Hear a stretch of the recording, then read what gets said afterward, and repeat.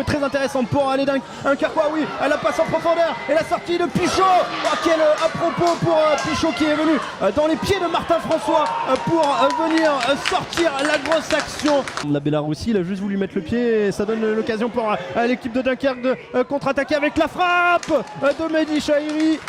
Allez, attention, Lebrun avec son pied gauche, où il est passé, Lebrun, il va pouvoir donner en retrait sûrement, il va s'appliquer, oh c'était bien joué encore, la parade de Mathieu Pichot. Se contente un peu plus de défendre, c'est très compliqué. Oh la tête de Pierre Charles, maintenant c'est Bélaroussi qui a remis dans l'axe, mais il n'y avait personne pour reprendre, et la frappe ensuite à côté de la cage. Et trouver justement des transmissions intéressantes vers l'avant, ce qui est fait par Daillé pour aller retrouver Wamou, peut-être une position de hors-jeu de Guillaume Béguin, il n'est pas hors-jeu finalement. Et Metz pour la première parade, Duterte, le centre au second poteau, c'est renvoyé finalement par Dasquet. Il n'était pas hors-jeu lui, Guillaume Béguin. Et la très bonne sortie de Jérémy MS dans les pieds du numéro 15 boulonnais. La bonne présence de Mathias Serin, et là par contre c'était mal fait de la part de Boissier avec cette balle en retrait. Serin pour la frappe, MS encore une fois pour la parade, Robert Mas second ballon et enroulé derrière qui passera à côté de la patte gauche de Mathias Serin qui en deux temps aurait encore donné de grosses sueurs froides aux supporters Manceau. Premier poteau, ça a été coupé, renvoyé quasiment sur la ligne par Duponchel.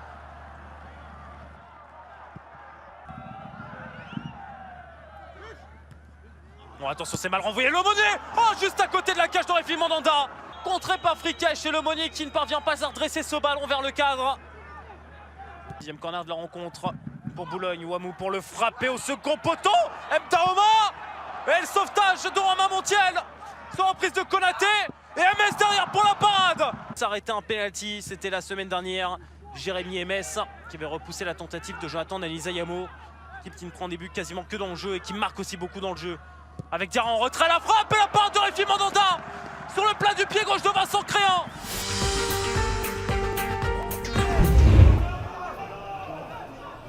Avec une meilleure possession de balle, je pense, côté... Attention, là, il va partir, il n'y a pas hors-jeu, le face-à-face d'Ndongombe et l'ouverture du score.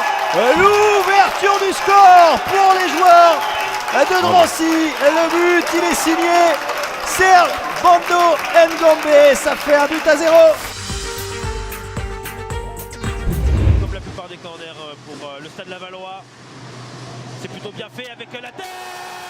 L'ouverture du score pour le Stade Lavallois, signé du capitaine Bira Dembélé 1-0 pour la balle.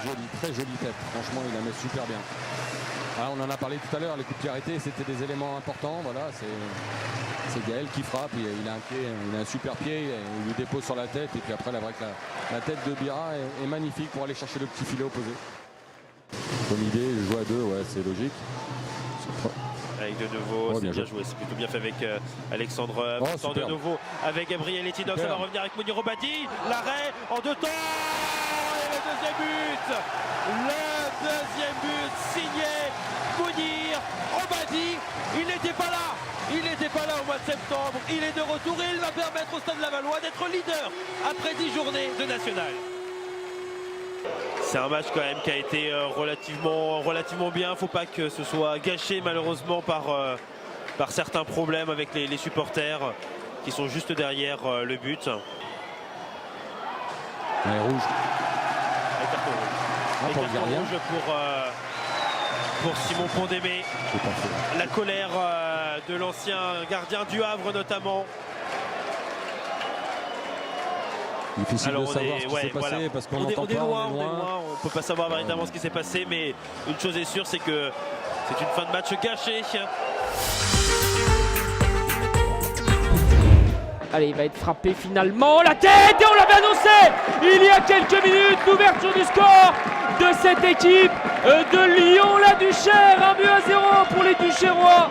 Et le but, il est signé de Youssoufa Ndiaye, le défenseur central. Nicolas Seguin qui sort plein axe là, qui remet ce ballon plein axe. Et ce ballon qui va être récupéré, très beau contrôle là de Guillaume Bosca qui va rentrer dans la surface de réparation.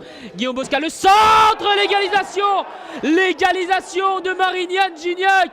Et c'est le renard des surfaces C'est Jérémy Bru qui vient égaliser pour Marignane sur ce magnifique centre de Bosca. L'égalisation.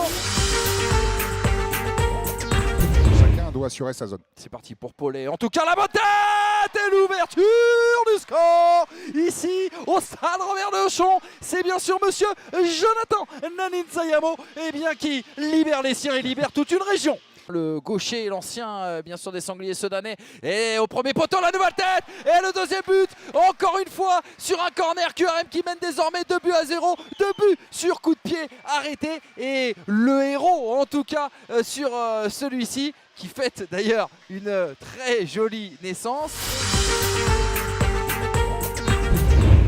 De la droite vers la gauche, il est gaucher, la tête et le but. Et voilà l'ouverture du score. Elle est signée de l'Entente Sannois Saint-Gratien au deuxième poteau. Il a réussi à mettre sa tête. Là, je crois que c'est le numéro 19, Jérémy Laborde, le capitaine, avec Nathanaël Santini sur la ligne médiane pour tenter de fixer Abdeljelil. Le petit contrôle derrière. Oh la frappe et le but. Oh, il est énorme. Il est énorme ce but encore une fois d'Abdeljelil. Contrôle de la poitrine, il se met sur son pied gauche, il se le lève pour le mettre sur le pied droit. Et la volée enchaînée et l'égalisation après 33 minutes de jeu. Il devient co-meilleur buteur du national ce soir. Bénédicte peut-être, ouais, c'est pas un super ballon, là pour Mahdi qui se présente seul, face à qui trouve au second ballon, Toko Edimo, et le but de Toko Edimo sur ce superbe service d'Ali Mahdi, après 26 minutes de jeu, le Football Club Villefranche-Beaujolais qui vient ouvrir le score. Pierre Ruffo la tête, le but du Gobonnet pour le redescendre au football sur ce corner, la magnifique tête du Gobonnet qui vient couper au premier poteau et crucifier Antoine Philippon. Ça va être le scénario du match. En tout cas, effectivement, Et déjà une première occasion dans cette partie. Ouais, une première occasion avec cette tête de CA de Fleury. Et encore avec ce centre renvoyé finalement par la défense des Bleus de l'US Concarneau. Ça revient sur les ciels et blancs tourangeaux avec Distal Zola qui s'essaye à la frappe. Et la belle parade, l'excellente parade en deux temps d'Enzo Basilio là. à l'image tout à l'heure de Fleury ou il y a 15 jours de Valentin Lavigne. Et attention à cette frappe sur la barre transversale. Il y a une position de hors-jeu ensuite.